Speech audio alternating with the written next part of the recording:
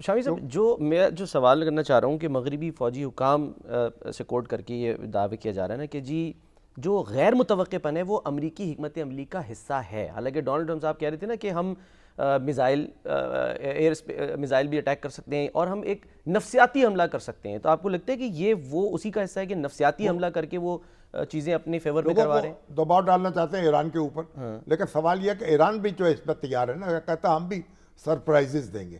جی ہاں، ایران جو ہے اس کے پاس بھی میزائل موجود ہیں اور اس کے پاس ابھی آپ نے دیکھی اس نے اپنی صلاحیت کا مظاہرہ کیا جب ایلون مسک جو ہے ان کی تو گگی بند گئی نا. ہاں جی، اسٹار لنک جو جیم کر دیا، اس کو جیم کر دیا. ہاں جی، تو یہ کوئی تصور نہیں کر سکتے. تو ایران بھی کوئی ایسی حرکت کر سکتا ہے، بیرونی مدد بھی لے سکتا ہے. اور ایران جو ہے وہ کہاں سے مدد لے گا؟ نہیں مطلب میں پوچھ رہا ہوں کوئی یعنی کہ یہ جو سائبر اسپیس کی مدد ہے. نہیں، ایران جو ہے کوئی دوسرا ملک اگر اس جنگ میں شریک ہونا چاہے تو ہوگا نا. یہ تو ٹیکنالوجی مطلب ان کے پوائنٹ آف صرف ٹیکنالوجی، یہ جو اسٹار لنک بند ہوا ہے اس کے پوائنٹ آف ویو سے انہوں نے جو بھی ٹیکنالوجی ان کے پاس ہوگی، لیکن ابھی تو کوئی نہ روس نہ چین کی طرف سے یہ بات نہیں کہی گئی کہ ہم جنگ میں شریک ہوں گے، اور وہ جنگ میں شریک ہونا بھی نہیں چاہیں گے. بلکہ روس کے بارے میں تو واشنگٹن پوسٹ یہ دعویٰ کر رہا ہے کہ اس نے ثالثی کا کردار ادا کیا ہے اور ایران اور اسرائیل کا خفیہ رابطہ ہوا ہے جس میں یہ طے پایا کہ ایک دوسرے پر جو ہے وہ حملہ کرنے میں ہم پہل نہیں کریں گے. خفیہ یعنی کہ ایران بھی کہہ رہا ہے کہ ہم جو اڈے ہیں امریکہ کے مختلف ملکوں میں ان کو نشانہ بنائیں گے تو ایران بھی کچھ نہ کچھ تو نقصان پہنچا سکتا ہے نا. اور اس نے کہا کہ ہم سرپرائزز دیں گے.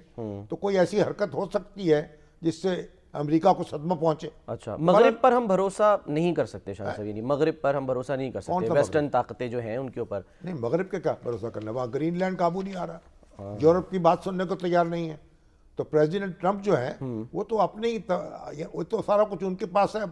وہ تو یورپ جو ہے ان پہ کوئی مؤثر نہیں ہے، یورپ ان کا ہاتھ نہیں روک سکتا. اب وہ خود ان کے اندر کوئی ایسا خیال پیدا ہو کہ وہ رک جائیں، ایک بیان دیتے ہیں تو خطرہ جو ہے بڑھا دیتے ہیں، بنیادی دوسرا طور پہ دیتے ہیں خطرہ کم ہو جاتا ہے. بنیادی طور پہ جو پالیسی شفٹ نظر آ رہا ہے آپ کو، اس کی کیا وجہ لگ رہی ہے؟ اچانک کیوں پالیسی شفٹ ہوا ہے ڈونلڈ ٹرمپ کا کہ پہلے تو وہ بات کرتے تھے ہم جنگیں ختم کریں گے، یہ تو نعرہ لے کر نظر آ رہا ہو کہ اس طرح ختم نہیں ہوگا. کہنا اتنا بڑا ملک ہے، 5 لاکھ کی فوج ہے ان کے پاس، اگر بمباری کر بھی دیں گے تو کیسے، اور رجیم کیسے چینج ہوگی، اس کا متبادل کیا ہے وہاں. لوگ تو متحد ہو جائیں گے اور پھر ایک یکجا ہوں گے تو لوگوں کا کیا کریں گے. تو اسرائیل کے تو منصوبے بہت ہیں کہ ایران کے 3-4 ٹوٹے کر دیں گے، مختلف حصوں میں تقسیم کریں گے. یہ خواہشات سے تو کچھ نہیں ہوتا نا. تو اب یہ ہے کہ یہ سوچنا پڑتا ہے، ایک یہ کہ دباؤ اسی طرح جاری رکھا جائے اور ایک اس کے اثرات جو ہیں داخلی طور پر ایران کو کمزور کیا جائے، یا ایران کے لیے بھی اب امتحان ہے کہ وہ کس طریقے سے نیگوشیٹ کرتا ہے اور کس طریقے سے معاملات کو بہتر کرتا ہے. دیکھیں نا، ایران کے اوپر جو سینکشنز لگی ہیں اس کے نتیجے میں پھر ایران نے جو حکمت عملی بنائی تھی، یہ جو پروکسیز جو ہیں ان کو اس نے طاقتور بنایا تھا اور جگہ جگہ جو ہے منظم کی تھی وہ تنظیمیں، جنگجو تنظیمیں. اب وہ تو کارگر نہیں ہو سکا نا، تو اس پہ وسائل بھی لگے ہیں. تو ایران نے ایک پوری جنگی مشینری تو کھڑی کی ہے نا، اور اس پورے خطے میں، اور اس پہ پھر انویسٹمنٹ بھی کی ہے. اگر وہی انویسٹمنٹ اس کے اپنے لوگوں میں ہوتی اور سائنس اور ٹیکنالوجی میں ہوتی. یہ ایران نے شامی صاحب اپنے طور پہ کیا اپنی بقا کے لیے، یا اس کو مجبور کیا گیا، ایسے حالات پیدا کیے کہ وہ مجبور ہوا کہ ان ممالک میں جو ہے وہ یہ اس طرح کی تنظیموں کا سپورٹ کرے؟ ایران کا جو فلسفہ ہے، ایران کیونکہ امریکہ کے ساتھ اس کی انقلاب آیا ہے تو امریکہ کے ساتھ مخاصمت تھی، امریکہ کے خلاف انقلاب آیا نا. کیونکہ رضا شاہ پہلوی کی جو حکومت تھی وہ امریکی حکومت کا ایک ضمیمہ سمجھی جاتی تھی. ان کی ایک کٹ پتلی حکومت تھی ان کے نزدیک، علماء کے نزدیک، اور ان کے نزدیک بغاوت ہوئی تو پھر اسرائیل اور امریکہ دونوں اس کے نشانے پر تھے ان کے، اور انہی کو وہ دشمن قرار دیتے تھے، انہی کا مقابلہ کرنے کی تیاری کرتے رہے. اور امریکہ بھی ان کو حق وہی سلوک کرتا رہا، ان کے اثاثے منجمد ہوئے، ان کے اوپر سینکشنز لگیں اور ان کی اکانومی جو ہے اس کو نقصان پہنچا. تو یہ اب یہ جنگ جاری تھی.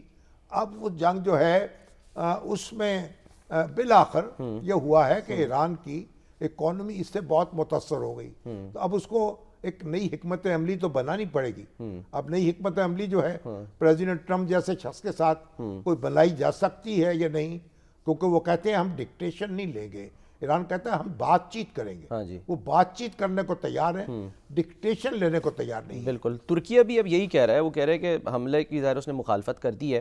اور جامی صاحب ایک خط سوشل میڈیا پہ جو ہے وہ سامنے آیا. ہاں، یہ جو ہمارے معمر قذافی ہیں لیبیا کے، ہاں جی ان کی بیٹی عائشہ کا ایرانی عوام کے نام ایک پیغام ہے جس میں انہوں نے کہا ہے کہ یہ آپ ایران کے قابل فخر اور غیرت مند عوام کو میں خبردار کرتی ہوں کہ مغربی سامراج کی میٹھی میٹھی باتوں اور نعروں پر یقین نہ کریں.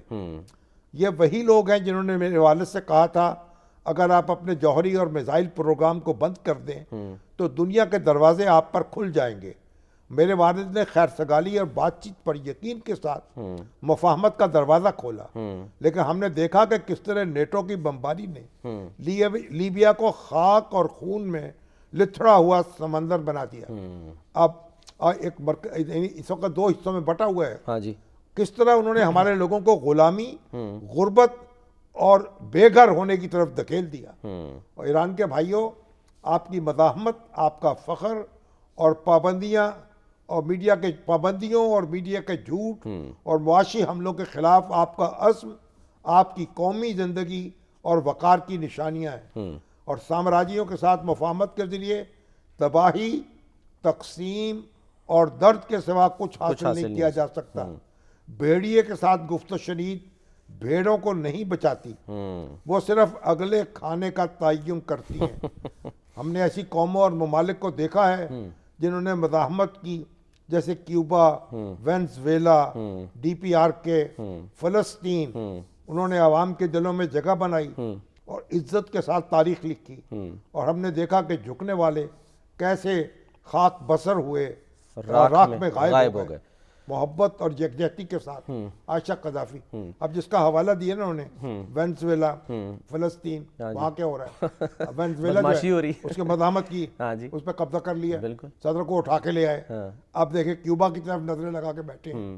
اب فلسطین جس طرح خون اور خاک میں نظر آ رہا. تو بات تو یہ ہے کہ یہ جو بڑی عالمی طاقتیں ہیں، خاص امریکہ جو ہے، اب یہ کہنا مشکل ہے کہ آپ اس سے لڑ کے اور کچھ حاصل کر لیں گے. سوال شامی صاحب یہ ہے نا کہ یہ ظاہر ہے معمر قذافی کی صاحبزادی، اگر یہ ظاہر ہے جو سوشل میڈیا پہ ظاہر یہ آ رہا ہے خط، اب ڈونلڈ ٹرمپ صاحب نے تو سب کو ساتھ ہی ملا لیا نا. 19 ان کے یہاں پر بیسز ہیں، ٹھیک ہے نا، مشرق وسطیٰ میں. ظاہر ہے کہ امریکہ وہ لوگ اس نتیجے پہ پہنچے ہوئے ہیں کہ ہم امریکہ سے نہیں لڑ سکتے.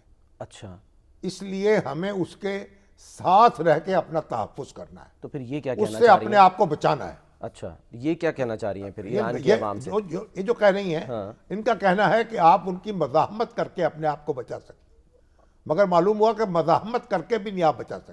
بالکل دھوکہ، یعنی کہ پھر اس کا مطلب دھوکہ ہے نا پھر. اس لیے جو مشرق وسطیٰ کے اکثر ممالک ہیں وہ اسی لیے امریکہ کے ساتھ وہ بنا کے رکھتے ہیں تاکہ ان کا مطلب یہ ہے کہ امریکہ کے شر سے محفوظ رہیں اور اپنے آپ کو اس سے بچا کے رکھیں اور اس کے ساتھ کیوں مزاحمت نہیں کر سکتے. اچھا، اور امریکہ جو ہے اس وقت آپ دیکھ لیجئے مزاحمت کرنے کے لیے تو کوئی بھی تیار نہیں نا امریکہ کے ساتھ. تو اس لیے بہتر یہ ہے کہ حالات کو اس رخ پر نہ جانے دیا جائے، اس حد تک نہ اس میں یعنی آگ بھری جائے کہ بھئی جنگ تک نوبت آ جائے. ایک سافٹ پریشر جو ہے وہ برداشت بھی کیا جا سکتا ہے اور وہ دوسرے پہ ڈالا بھی جا سکتا ہے. اب ڈونلڈ ٹرمپ جیسے صدر آ گئے ہیں، ان کی تو وہ تو ایک سماوی شخصیت ہیں.